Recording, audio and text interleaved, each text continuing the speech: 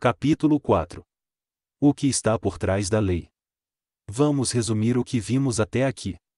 No caso de pedras e árvores e coisas desse tipo, o que chamamos de leis da natureza pode não passar de um modo de falar. Quando você diz que a natureza é governada por certas leis, isso significa apenas que ela de fato se comporta de determinada forma.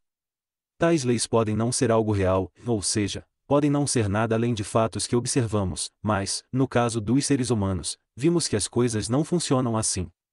As assim chamadas leis da natureza humana, ou do certo e errado, têm que ser algo que vá além dos fatos reais do comportamento humano. Nesse caso, além dos fatos reais, você terá algo mais, uma lei real que não foi inventada por nós e a qual sabemos que temos de obedecer.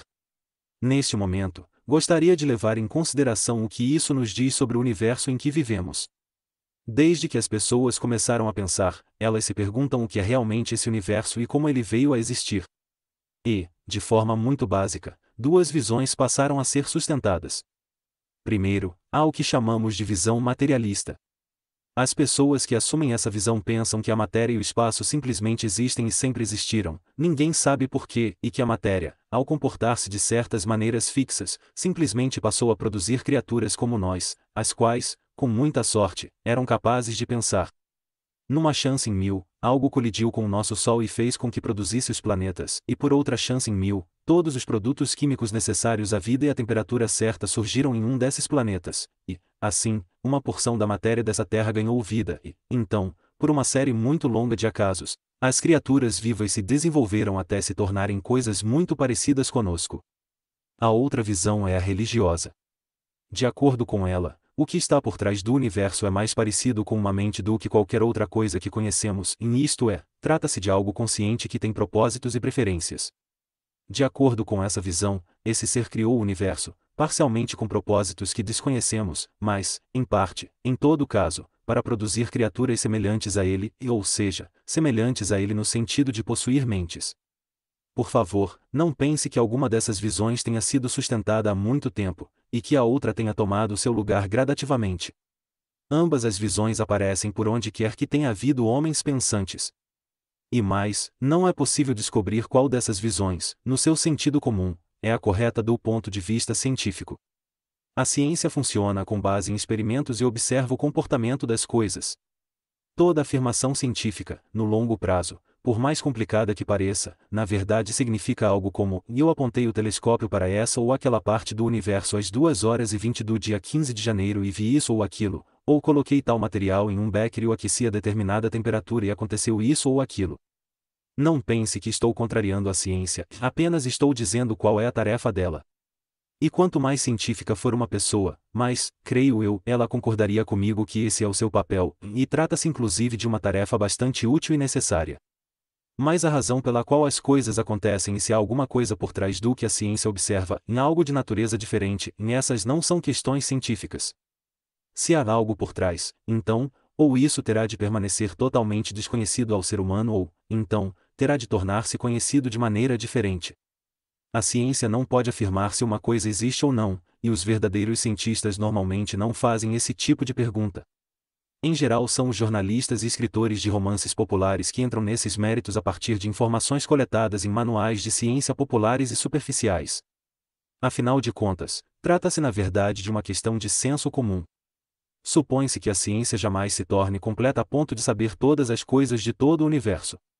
Não está claro que questões como por que existe o universo? Por que ele funciona como funciona? Será que ele tem algum sentido, permaneceriam da mesma maneira? Agora, nossa posição seria bem desesperadora se não fosse por um detalhe. Há uma coisa, e somente uma, em todo o universo, sobre a qual sabemos mais do que poderíamos extrair da observação externa. Essa coisa é o ser humano. Não nos limitamos a observar os homens meramente de fora, nós somos seres humanos.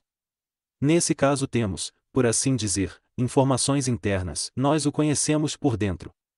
Por esse motivo, sabemos que os homens estão debaixo de uma lei moral que não foi criada por eles e de que não conseguem esquecer, mesmo que tentem, e à qual sabem que devem obedecer.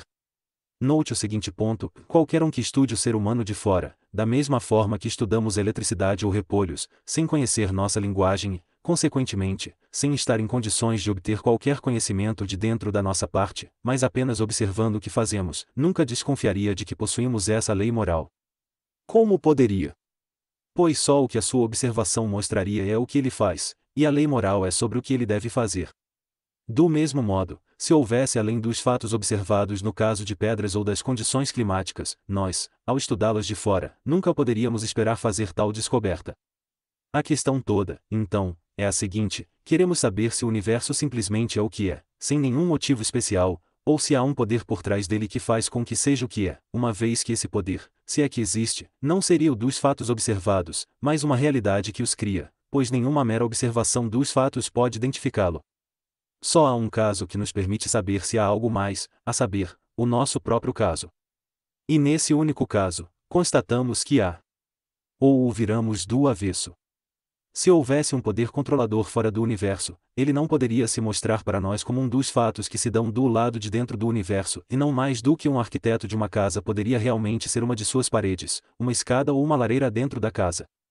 A única forma pela qual poderíamos esperar que isso se revelasse em nós seria por meio de uma influência ou um mandamento que nos induzisse a nos comportarmos de determinada maneira.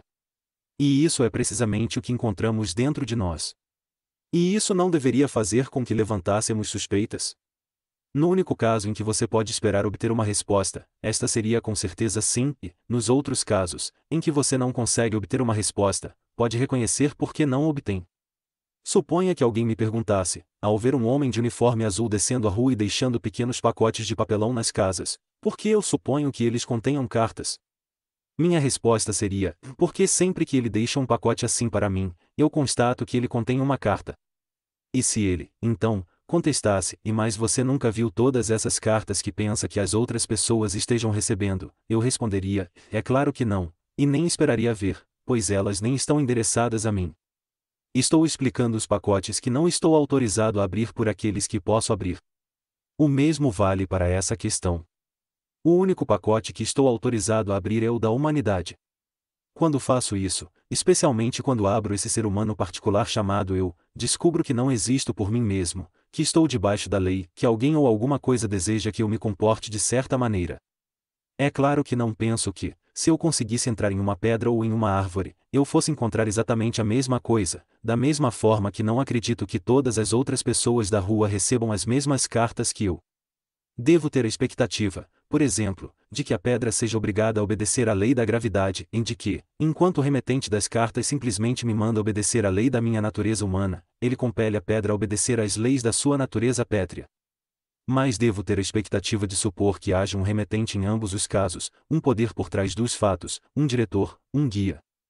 Não pense que estou indo rápido demais, pois ainda nem cheguei perto do Deus da teologia cristã.